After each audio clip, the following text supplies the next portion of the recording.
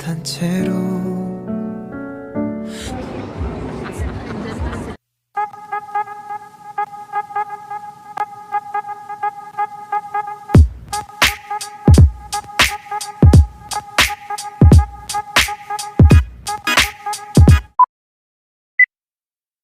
Matapos ang ikalawang araw ng shooting nila Kim at Paolo Avellino kahapon, ay pahinga muna nga sa shooting si Kim.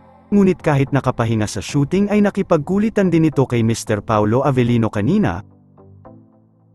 At mi Paolo Avellino TikToker era, more to come boss, more to come na ba boss? Yung mga pusa ko, baka gusto mong alagaan muna, tabihan mong matulog.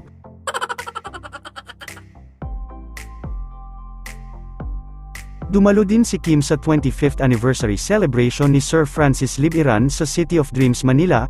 Matatandaan na si Sir Francis Libuiran ang lumilikha ng mga naggagandahang gown ni Kim sa mga event.